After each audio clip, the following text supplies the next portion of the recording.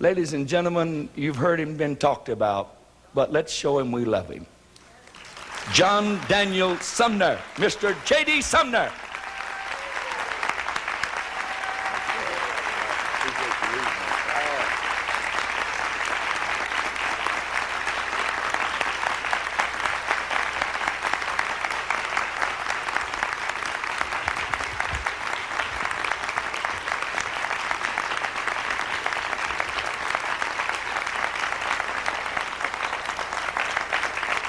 And James Blackwood. We may both be going to hell, James.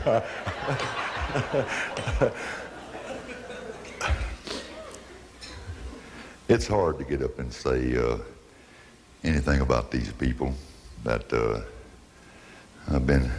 they say things bad and then get up and make a fool of themselves and brag on me. I don't like bragging on me. I don't mind the other, but well, I'm lying. I love it.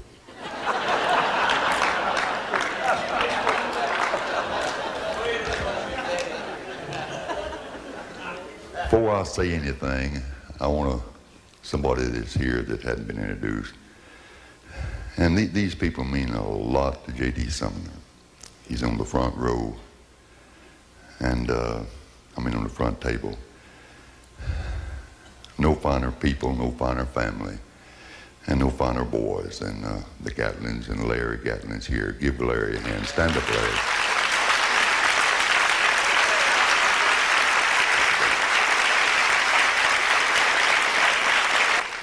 And somebody that Jerry, I know, forgot that I've got to introduce, and that's, I guess, the pride of my life, my idiot grandson, Jason. Stand up, son.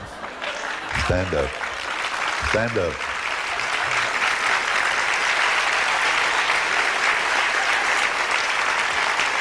Can you imagine what our MC, I don't know what they call him, I call him different things besides an MC, but what Jerry Goff's career would have been if it hadn't have been for a bugle.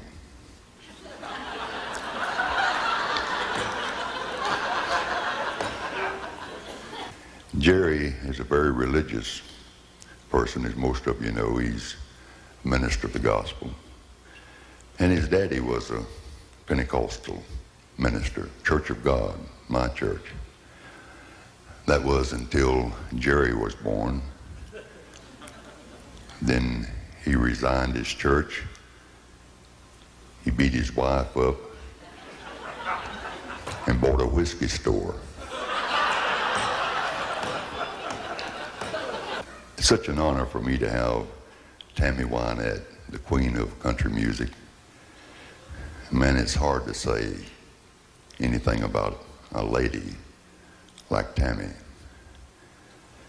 But Tammy's been married so many times, she's got rice marks on her.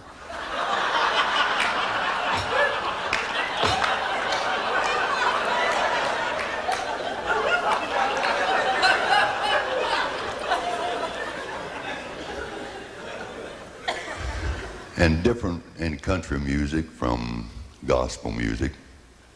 In country music, you can have one good hit song and it makes you a star. One hit song and you're a star. Of course, Tammy has had many hit songs, but I think the one that she is best known for, when you sing a song or when you sell a song, with a narration, you have to live that song to sing it. You have to believe in that song to sell it.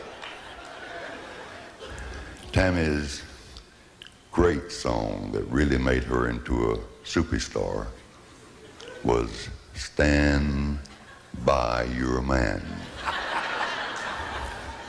Which one, Tammy?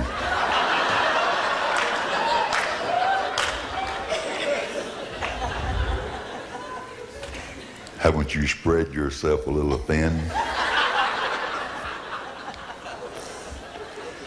But I've been knowing Tammy, as you heard her say, for a long time. And Tammy is a very sexy lady, as James explained to you so.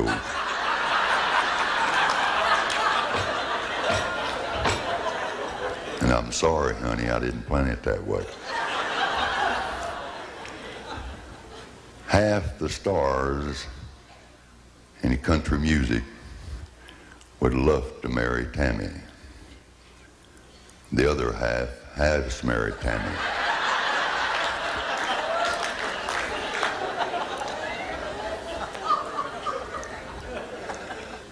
But I've been to Tammy's house, Tammy and George Ritchie, and Tammy is a good housekeeper. Good housekeeper. She's kept every house from every divorce that she's ever had.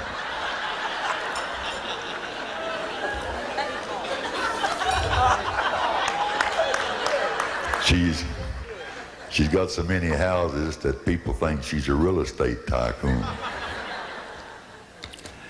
One divorce, in all fairness to Tammy, that I think she's justified in, that was to George Jones.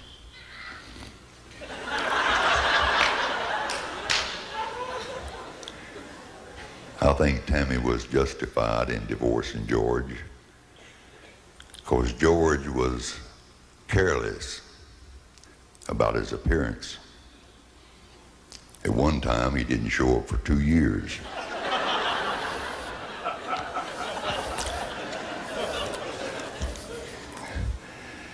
And Mr. Wendy Bagwell.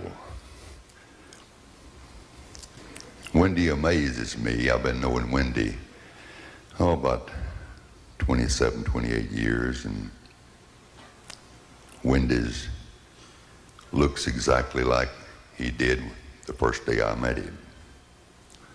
Old. And somebody spoke about how everybody came from poor families. I came from a poor family. James Blackwood's mom and daddy was sharecroppers. Jake Hess, his mother and daddy were sharecroppers. Hoga Lister. They worked in a cotton mill. Eva Mae, her daddy was a Pentecostal preacher taking up offerings like we do. All big stars came from poor families. Wendy, your folks must have been rich.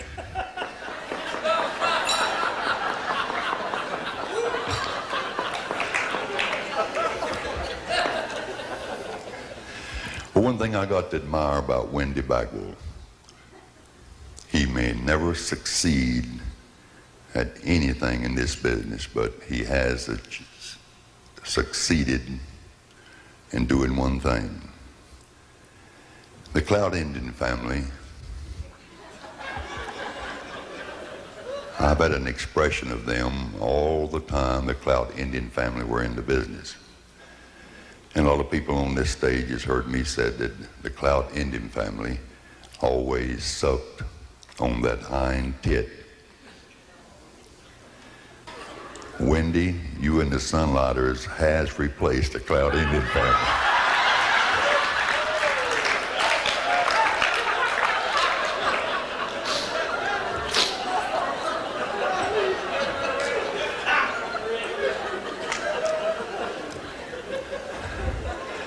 And Richard Sturban didn't